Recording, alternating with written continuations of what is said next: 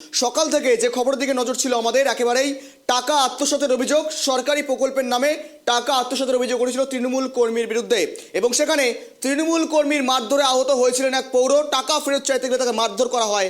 একেবারে মুর্শিদাবাদের ঘটনা দেখাচ্ছিলাম আপনাদের সামনে, মুর্শিদাবাদের মিঠিপুর এলাকার ঘটনা। সেখানে রীতিমতো সেই ব্যক্তি ইতিমধ্যে নিহত, অর্থাৎ তৃণমূল কর্মীর মারধরে নিহত প্রতারিত পৌর ব্যক্তি। ইতিমধ্যে এক্সক্লুসিভ যে ছবি দেখাচ্ছি, সেখানে এলাকাবাসীরা স্থানীয়রা টায়ার জ্বালিয়ে পথ অবরোধ করে বিক্ষোভ করছেন। সেখানে রাজনৈতিক একটা প্রভাবও লক্ষ্য করা যাচ্ছে। দেখুন বিজেপি, সেখানে কিন্তু রীতিমতো সিপিআইএম এবং এখনো পর্যন্ত কংগ্রেসের পতাকা দেখা যাচ্ছে লক্ষণীয়। তারা কিন্তু রীতিমতো বিক্ষোভে সামিল হয়েছে, রাস্তায় টায়ার জ্বালিয়ে পথ অবরোধ করে বিক্ষোভের সামিল তারা। দেখুন যে ছবি দেখাচ্ছি, সকাল থেকে নজর ছিল আমাদের একেবারে গুরুত্বপূর্ণ খবর, তাৎপর্যপূর্ণ খবর। কেননা যেখানে বারংবার সরকারি প্রকল্পে দুর্নীতির অভিযোগ উঠে আসছে রাজ্য জুড়ে, মুখ্যমন্ত্রী মমতা বন্দ্যোপাধ্যায় বলে দিয়েছিলেন কোনো রকমভাবে কাটমানি বরদাস্ত করা যাবে না। একাধিক যোগে কিন্তু একাধিক রাজ্য প্রশাসনকে একেবারে কঠোর ভূমিকা পালন করতে নির্দেশ দিয়েছিলেন তিনি। তারপরেও কাদের মদতে কাদের সহযোগিতায় এমন দিনে দিনে বেড়ে চলেছে, যার জেরে মূলত কিন্তু এখনো পর্যন্ত আবাস যোজনায় বঞ্চিত হওয়ায় প্রাণ হারাতে হলো এক পৌরকে। এমনকি তৃণমূল কর্মীর মারধরে প্রাণ হারাতে হলো পৌরকে এবং বঞ্চিত তারা সরকারি প্রকল্প, সেই আবাস যোজনা সরকারি প্রকল্প থেকে বঞ্চিত সাধারণ মানুষ। এবং সেখানে রীতিমতো টাকার প্রলোভন নিয়ে, অর্থাৎ টাকার বিনিময়ে সেখানে আবাস যোজনার লিস্টে নাম তুলে দেওয়ার জন্য কিন্তু নিবেদন করা হয়। তারপরে বাড়ি বাড়ি গিয়ে তারা সার্ভে করার নামে কারো কাছে 2000, কারো কাছে 3000, এমনভাবে কিন্তু গোটা গ্রাম জুড়ে বিভিন্ন সাধারণ মানুষের কাছ থেকে টাকা নেওয়া হয়। তারপর যখন দেখছেন তারা এই খবর পুরোপুরি মিথ্যে, তারা যা জানাচ্ছিলেন পুরোপুরি চাউর হয়েছে, তারপরে তারা কিন্তু টাকা ফেরত চাইতে যায় এবং সেখানে গিয়েই মারধর করা হয় সেই ব্যক্তিকে। আর সেই মারধরেই রীতিমতো চিকিৎসাধীন অবস্থায় কলকাতাতে মৃত্যু পৌরের। একেবারে চাঞ্চল্য খবরের দিকে চোখ থাকছে আমাদের।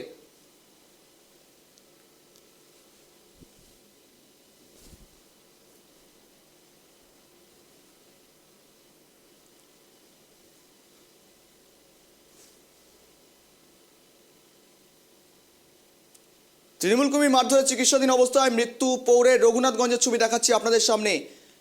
উত্তেজনা ছড়ায় ব্যাপক, আবাস বঞ্চিত আহতদের চিকিৎসাধীন অবস্থায় আজ মৃত্যু হলো। ঘটনায় ব্যাপক চাঞ্চল্য, এলাকায় গ্রামবাসীদের চরম বিক্ষোভ, রাস্তায় টায়ার জ্বালিয়ে চলছে বিক্ষোভ। এই মুহূর্তে দাঁড়িয়ে আমার সঙ্গে আমার প্রতিনিধি ফোন কলে জুড়ে রয়েছে মিলন। প্রকল্পের নামে টাকা আত্মসাতের অভিযোগ, তৃণমূল কর্মীর মারধরে চিকিৎসাধীন অবস্থায় কিন্তু মৃত্যু হলো পৌরে। রীতিমতো সকাল থেকে যে খবর দিকে চোখ ছিল, তোমার কাছে বর্তমান পরিস্থিতি কি লক্ষ্য করতে পারছো? একদম ঠিক বলেছ। কালকেই কিন্তু আমাদের জঙ্গিপুরের মিঠুপুরের যে ঘটনা ঘটেছে, তারা কিন্তু সেই ছবি কিন্তু আমরা টাইপটি তুলে ধরেছি সবারই প্রথমে। তারপরে কিন্তু কালকে কিন্তু এলাকায় উত্তেজনা হয়ে যায়, তখন সঙ্গে সঙ্গে তাকে রোগানো হাসপাতালে ভর্তি করা হয়, তাকে আইসিইউ পদে কলকাতায় স্থানে করা হয়। আজকে সকালবেলায় কিন্তু জানা যায় যে কালু শেখ, যাই কালকে মারধর করা হয়েছিল ওই টাকা চাইতে গিয়ে তৃণমূলের নেতা মেরেছিল, সে কিন্তু কলকাতায় মারা যায়। তারই পরে কিন্তু আসে কিন্তু রঘুনাথগঞ্জের মিঠুপুরে কিন্তু সিপিএম ও কংগ্রেস যৌথ একসাথে কিন্তু প্রতিবাদ জানায়, রাস্তা অবরোধ করে টায়ার জ্বালিয়ে। এবং পাশাপাশি স্থানীয় মানুষের কিন্তু তাদের সমর্থন এসছে এবং সিপিএম কংগ্রেস নেতারা বলছে যে এই লোকটাকে খুন করা হয়েছে। মুখ্যমন্ত্রী এর আগে ঘোষণা করেছিল যে কোনো যেন ঘরের টাকা বা কোনো বিষয় নিয়ে কোনো দুর্নব্বই না হয় এবং অ্যালার্ট করেছিল। সেটা কিন্তু স্থানীয় তৃণমূল নেতারা বা তৃণমূল অঞ্চল সভাপতিরা কিন্তু কেউ মানছে না। তারা কিন্তু একইভাবে চালিয়ে যাচ্ছে তোলাবাজি, এই ঘরের নামে, টাকার নামে বা রাস্তার নামে একই রকম তোলাবাজি চালিয়ে যাচ্ছে। বারবার বলা সত্ত্বেও কিন্তু তারা কিন্তু থাকছে না। যে ঘটনা মিঠুপুরে ঘটেছে, এই মিঠুপুরে মানুষ কিন্তু অত্যন্ত দুঃখ জানাচ্ছে যে মারা যাওয়ার পরে কিন্তু এখনো কিন্তু যে তৃণমূলের নেতারা তারা যে সহানুভূতি দেখাবে যে তার বাড়িতে আসবে, তাও কিন্তু কেউ আসেনি। সেই কারণে কিন্তু কংগ্রেসের নেতা ও সিপিএম এর নেতারা কিন্তু তারা বাড়িতে যায়, তার সাথে কথা বলে, কংগ্রেসের মহিলা নেত্রী তার বাড়িতে কথা বলে এবং আশ্বাস দেয় যে এই ঘটনা এটা মার্ডার করা, যে খুন করা। কিন্তু মিলন, একেবারে প্রকল্পের টাকা আত্মসাতের অভিযোগ, সেক্ষেত্রে দাঁড়িয়ে থেকে প্রাণের বলি, অর্থাৎ প্রাণ হারাতে হলো পৌরকে, আবাস যোজনা থেকে বঞ্চিত হয়ে প্রাণ হারাতে হলো শেষ পর্যন্ত। আর এই ঘটনা রীতিমতো এখনো পর্যন্ত যেমন একটা অভিযোগ উঠছে, অভিযুক্তকে গ্রেপ্তার করা হয়নি। তোমার কাছে কি আপডেট, অভিযুক্তকে আটক বা গ্রেপ্তার করা সম্ভব হয়েছে? দেখো, তাদের দাবি যে পুলিশ কিন্তু এখন তাদের বাড়িতেও আসেনি। আবাস যোজনার ঘরের যে কালকে ঘটনা ঘটেছে, তারপরে আজকে কালো শেখ মারা গেছে, যে এলাকায় উত্তপ্ত হয়ে আছে, সেখানে কিন্তু এখনো স্থানীয় লোক বলছে পুলিশ কিন্তু আসেনি লিখিত অভিযোগ করার পরও। কেন পুলিশ আসছে না বা কেন বিষয়টা করছে না, কেন আসামিকে গ্রেপ্তার করছে না, যেটুকু আমার সূত্রে জানতে হবে যে লোকে যে আসামি পালাতক হলে কিন্তু আসামের বাড়িতেই কিন্তু এখনো কিন্তু অনেক যারা আছে আর্থিক জন, তাদের কিন্তু পুলিশ গ্রেপ্তার করছে না। এই ঘটনায় কিন্তু রঘুনাথগঞ্জের মিঠুপুরে কিন্তু উত্তপ্ত হয়ে আছে এলাকায়। সিপিএম ও কংগ্রেসের পর থেকে কিন্তু তারা কিন্তু রাস্তা অবরোধ করে এখনো আগুন লাগে, টায়ার জ্বালাচ্ছে, এখনো চলছে, এখনো কিন্তু এলাকা উত্তপ্ত হয়ে আছে। মানুষ কিন্তু বারবার বলছে যে আবাস যোজনার টাকা চাইতে গিয়ে যে মারা হলো, তারপর সেটি মারা গেল, কিন্তু বিরোধীরা কিন্তু এখন তুলছে মার্ডার করা হয়েছে। মার্ডারের কেস রুজু করা হোক, মার্ডারের কেস রুজু করা না হলে কিন্তু বিরোধীরা বলছে আমরা কিন্তু বৃহত্তর আন্দোলনে যাব। এবং মুখ্যমন্ত্রী স্বয়ং যে ঘটনা ঘটে চলেছে, আবাস যোজনার টাকা যে কোনো মতেই কোনো মেম্বারের না দেওয়া হয়, তারপরেও কিন্তু কোন সাহসে তৃণমূল নেতারা গরিব মানুষের উপরে যে এই ধরনের টাকা ঘর পাই দিয়ে বলে টাকা নিয়ে এসছে এবং ঘর নাই, ঘরের নাম নাই, সেইটা বলতে গিয়ে তাকে মার্ডার করা হচ্ছে।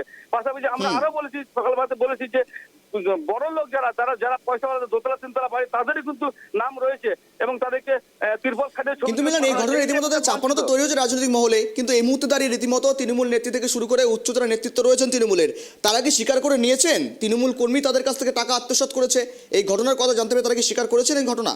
দেখো, আমরা অঞ্চল সভাপতির সাথে কথা বলেছি, অঞ্চল সভাপতি তিনি কিন্তু একেবারে ব্যাপারটা উড়িয়ে দিচ্ছে। তারা বলছে যে যেই ঘটনা হয়েছে তিনি কিন্তু তৃণমূলের কেউ না।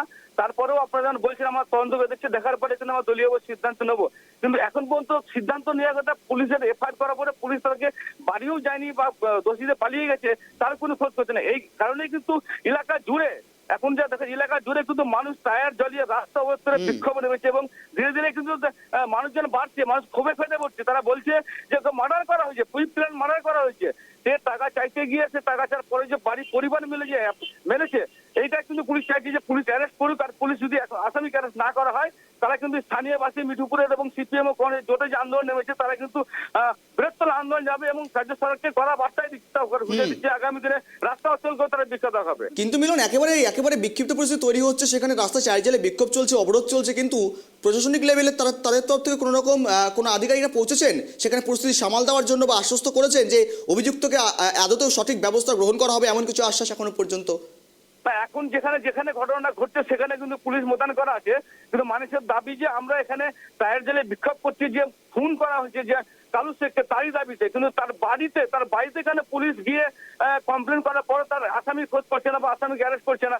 তারা কিন্তু এই প্রশ্নই ছুঁয়ে দিচ্ছে পুলিশ প্রশাসনকে।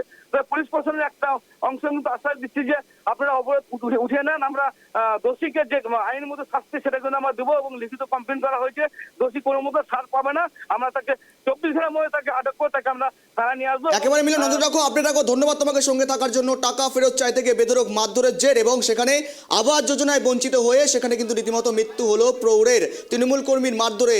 এবং এমনটাই অভিযোগ উঠে আসছে তৃণমূল কর্মীর বিরুদ্ধে, বাড়ি বাড়ি গিয়ে টাকা নেওয়ার অভিযোগ, সার্ভে করার নামে কারো কাছে 5,000, কারো কাছে 3,000, এইভাবে এই পরিমাণ টাকা নেওয়ার অভিযোগ। আর তার মধ্যে একজন ছিলেন প্রতারিত কালু শেখ, তিনিও দিয়েছিলেন টাকা। পরবর্তীতে যখন জানতে পারেন এই সমস্ত কিছুই ফেক, এই সমস্ত কিছুই ভুয়ো, তারপর রীতিমতো তৃণমূল কর্মীর কাছে তিনি যান এবং সেখানে টাকা চাইতে গেলে তাকে বেধড়ক মারধর করা হয়।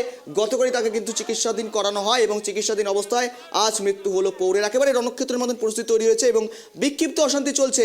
আর এই যে ঘটনা নতুন করে ঝাঁজ বাড়াতে পারে তা কিন্তু একেবারে বলাই বাহুল্য।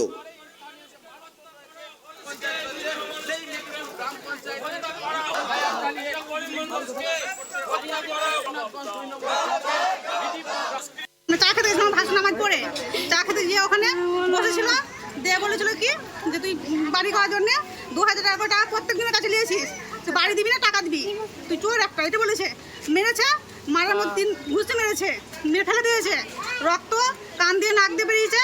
একদিন এখান থেকে নিয়ে গেছে হসপিটাল ভর্তি করেছে। ওই লোকটা গেছিল, কিন্তু ও যেমনই মানে লেখালেখি হচ্ছে ও পালিয়ে গেছে। আজকে মারা গেছে কলকাতায়। বাড়ি পাই বলে হ্যাঁ, 2,000 টাকা প্রত্যেক দিন বাড়ির কাছে নিয়েছিল। এখন আপনারা কি চাইছেন? আমরা ফাঁসি চাই। দেখুন, আজকে তো আমাদের কর্মসূচি নয়, তবে দুঃখের বিষয় যে একজন সাধারণ পরিবারকে প্রাণ দিতে হলো। কেন? এই আবাস যোজনার তালিকা প্রকাশ হওয়াতে আগের লিস্টে নাম ছিল এবং ইনকোয়ারি হলো, তারপরে তার নাম নেই।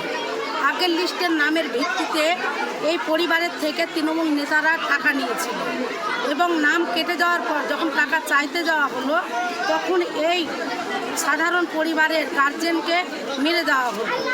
আজকে দেখুন, অসহায় একটা পরিবার, অত্যন্ত গরিব পরিবার, এই যেভাবে মেরে দেওয়া হলো, তাহলে আজকে এর দায়ভার কে নেবে? আমরা চাই যে এবং যারা এই কাজ করেছে, এই মার্ডার করেছে, খুন করেছে, তার দৃষ্টান্তমূলক শাস্তি হোক।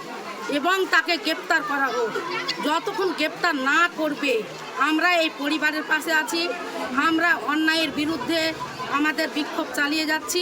তো কালকেও ছিলাম, কালকে যখন এই ঘটনা ঘটে মিঠিপুরের এই মুকুন্দপুর গ্রামে কালু শেখ মানে একজন নিরীহ গরিব ব্যক্তি, যার বাড়ির তালিকা থেকে নাম কেটে দেওয়া হয়েছে, কিন্তু যখন তালিকার সার্ভে হয় দু আড়াই বছর আগে, তখন এই স্থানীয় তৃণমূল নেতারা বাড়ি পাইয়ে দেওয়ার নাম করে তোলাবাজি করেছিল। কারো কাছে 5,000, 10,000, 15,000, 2,000, 4,000 করে যে যেমন পেরেছে এই তোলাবাজি করেছে। গোটা মিঠিপুর অঞ্চলে মুকুন্দপুর সবথেকে বেশি, গোটা মিঠিপুর পঞ্চায়েতে গোটা রাজ্য জুড়েই তোলাবাজি হয়েছে।